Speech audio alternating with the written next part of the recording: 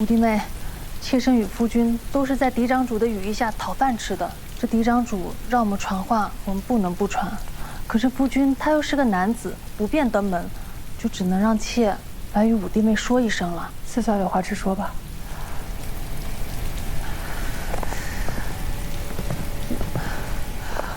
五弟现在性命垂危，怎么会性命垂危呢？之前不是说只是暂时的关在牢里吗？哎呀，五弟这次犯的是死罪，这也不知怎么的，明明是六弟的事儿，可六弟现下没事儿了，五弟却落得这般田地。五弟妹，嫡长主他是心疼五弟的，不然不会让我们夫妇俩来传话。他想着你毕竟是丹川的郡主，你想想办法，或许五弟还能有一条活路。主上要赐死引起。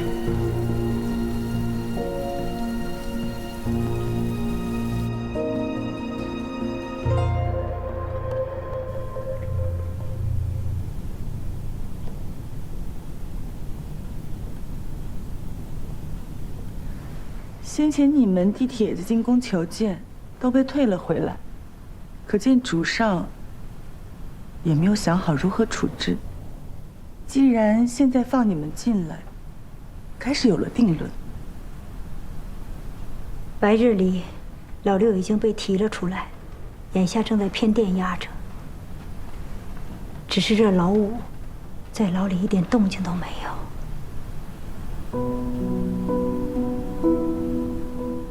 丹川主那边有消息吗？上官已经问过丹川主了，他们的做法本来没有问题，也是为了维系两川和平。嬴政他们早就和代川那边谈妥了，只是二少主抢先他们一步捅了出来。二少主夫人都不知道此事，也没来得及知会我们，就到了现在这个地步。陷阱虽不高明，但却有效。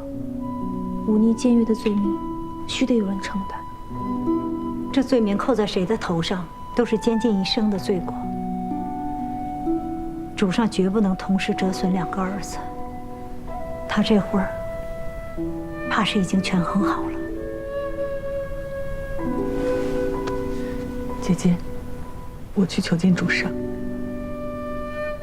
眼下你先不用去，我自己去。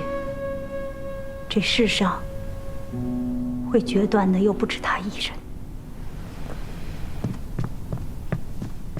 不好了，五少主夫人要闯监室。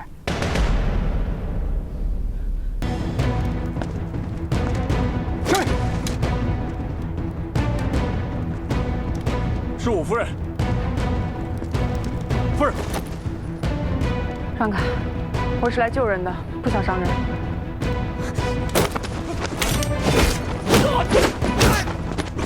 夫人。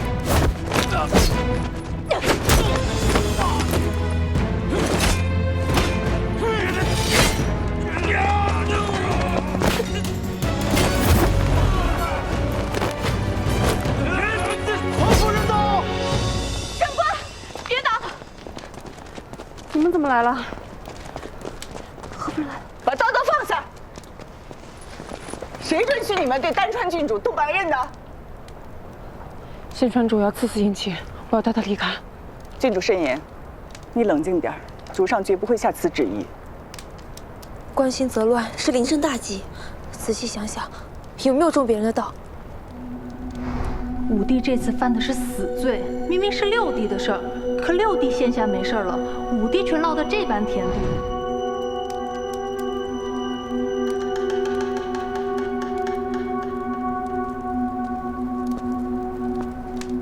郡主只是担心少主无意生事，今日之事，任何人不许对外透露，明白吗？是。明日春夫人就会找主上说清楚的，放心吧。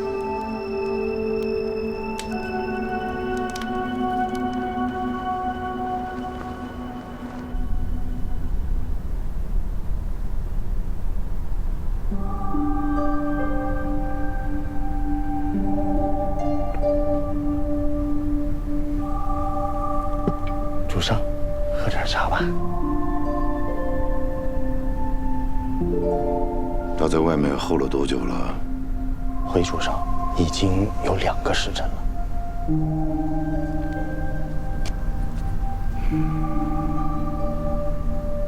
宣他进来吧。是。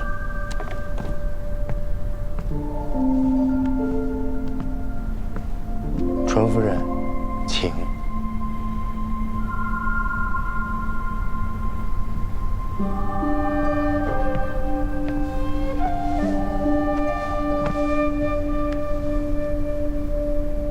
妾身教子无方，愿代此受过，请主上降罪。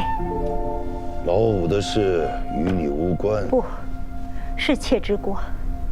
妾没能教好儿子，让他更亲近主上，让主上更了解他的秉性。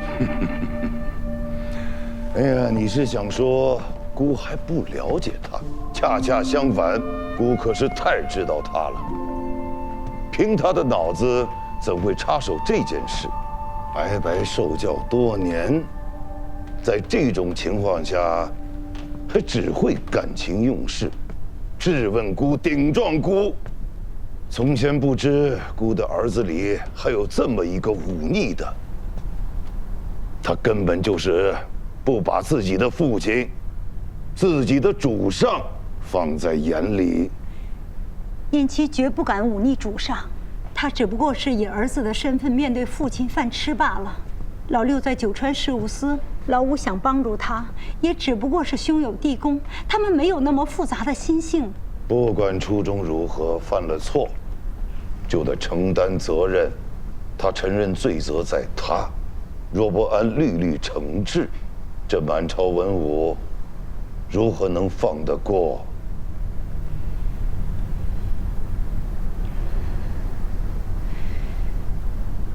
燕妻他没有能力为新川效力，就请贬他为庶民，放他离开吧。但求主上看在父子的情分上，不要囚禁他半生。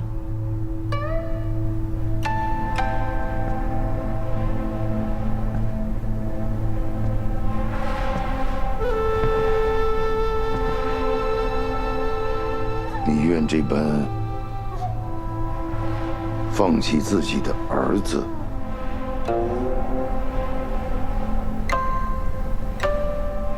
燕妻没有能力，只有善心，本就不适合朝堂。如今犯下大错，就让他离开吧。妾已经没有更多的愿望，只盼他平安。